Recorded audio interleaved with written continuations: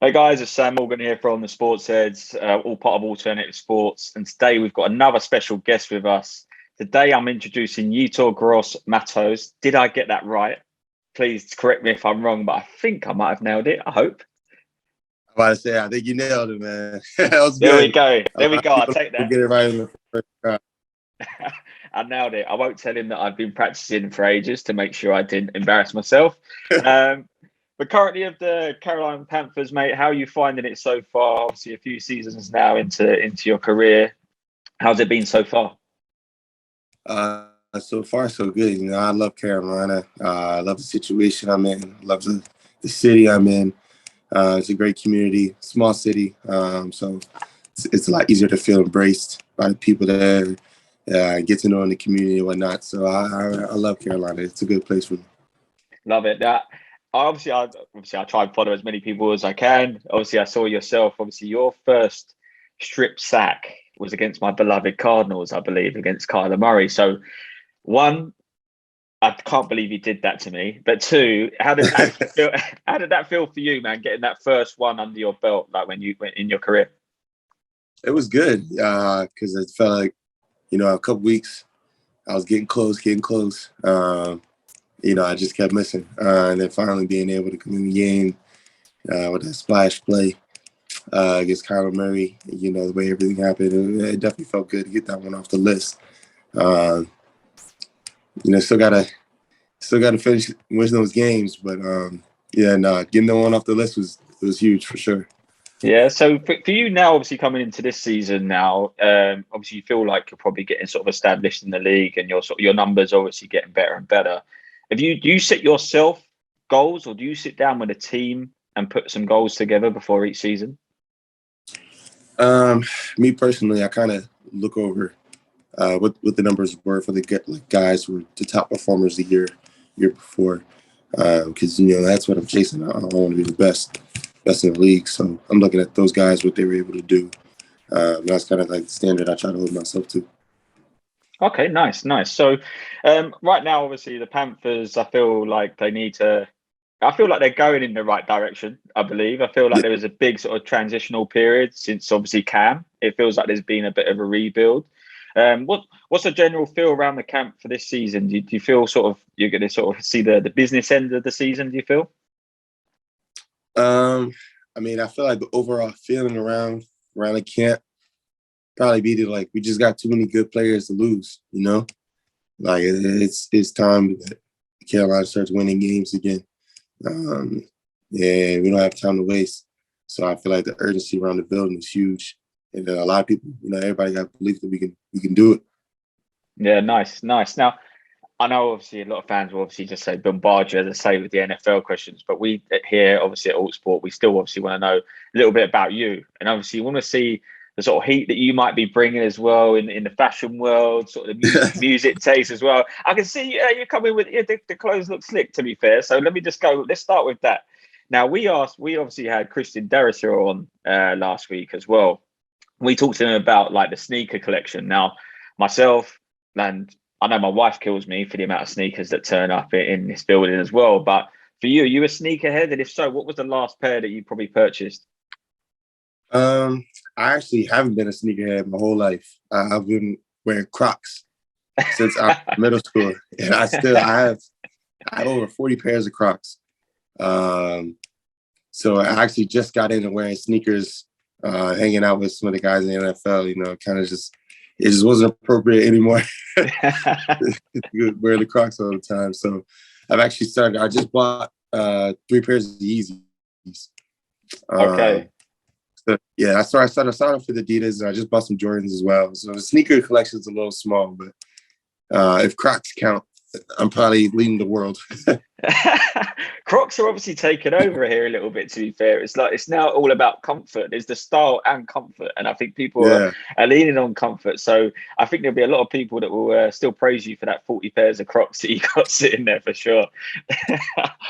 Now, what about music, my friend? What's your go-to? What's on your playlist right now? And what sort of gets you in the zone when come game day? Game day, Meek Mill has always been my favorite artist, musically wise. I always listen to him a bunch. Game day, J. Cole, Then I might listen to something more aggressive, like right before kickoff, put on some Dirk or G Herbo. But I mean, I listen to all kinds of music, rap, R&B.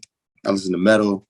I mean, I listen to techno. My sister is big into techno, so she's always putting me on good music. But I listen to everything but country. Everything but country. I think we're on the same page there. That's all good. Although you don't know what's coming from Drake. They obviously dropped what's practically a house album today, so that we got. So I'm trying to see what reactions are of everyone there. But have you had a chance to listen to that just yet? Yeah, I only listened to the first 3 songs last night before I ended up falling asleep. So I still got to dive back into it. So that wasn't the reason you fell asleep, was it? What was that? That wasn't the reason you fell asleep, was it? Listening to the album. Okay. No, nice. No, it's getting. Everyone's obviously got their own opinions on it, but yeah, it'll be interesting to hear your opinion once you've obviously heard that whole thing. But right, so let's bring that ball back a little bit now, obviously for yourself. Now, you obviously have made it. You're in the pros. There's a lot of people that obviously want to aspire to get to where you are. So for us here in the UK, we've obviously teamed up with the NFL, and they've got the NFL Academy now. So we're seeing a lot of like international players having that chance to have that platform to try and get into the league. What would be your sort of tips, obviously from your days at college and trying to obviously build yourself up to the pros? What would be your top tips to anyone at that stage? I would probably say just to, be careful how you speak to yourself. I feel like confidence is the biggest determinant factor in winning and losing when you're out there on the field. So, like really not to, buy into the hype of other people and really just focus on making yourself better every day. That'd probably be my biggest tip, the biggest thing that helped me coming out of college. What was the biggest bit of advice you got from a coach or someone else outside of your own world? Biggest piece of advice. I'd probably say I think it was like my sophomore year in college. I was about to quit football because I was dealing with a lot of sickness and illnesses and playing football sick 24/7. Just it sucked. And I was about to quit, and then one of my teammates had grabbed me and told me yeah, you can't quit now. Like how far you came. You playing at a Power 5 school. You was just playing in fifth quarter. in the quarter they made for people who never play. Like you'd have come so far so fast. Like you have all the ability, man. You just gotta lock in. So once I started doing that, I started taking extra care of myself, extra care of my body. And just fighting through all those illnesses. Eventually, actually, it did turn around, like you said. So, and then it just kind of took off from there. So I always thank him for that, because if I would have quit then, I don't know where I'd be right now. I was going to lead me on to my next question. I was going to say, if it wasn't football, what would you have tried to do? What was maybe on your backup plan? If it wasn't football, honestly, I'd probably be making music. I love music. So I'm actually starting to look into making my own beats and producing. So, because I always wanted to make music, but I could never rap. So it just never, and I can't sing. So I have no talent for it, but I like making music, creating music, listening to music. So that's why I'll be doing something in that field.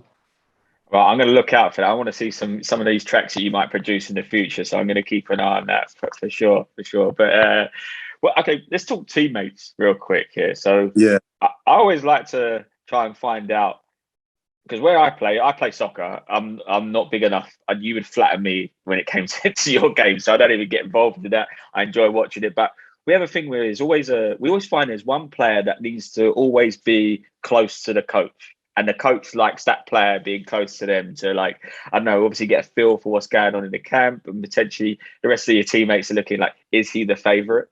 Do you have anyone like that in the locker room at all? Coach's favorite. I don't know if I necessarily said he had a favorite. I think, especially with the Panthers, when you get a coach that came out of college, a lot of his players from that point on are still in the NFL. So I mean, they've got a deeper connection. So I'll probably say one of those guys. But I don't think I've ever seen him really take particular interest in any one player over another. No, fair. That's cool. And then your teammates from your college days, we're seeing a lot of this now. And I'm putting this question out to a few people because we see everyone almost trying to be an agent on Twitter, for instance, and trying to get maybe their old college friends. So just obviously seen Hollywood Brown join Kyler as well. So if you could bring anyone from your college team, who would it be that you would like to have with you at the Panthers?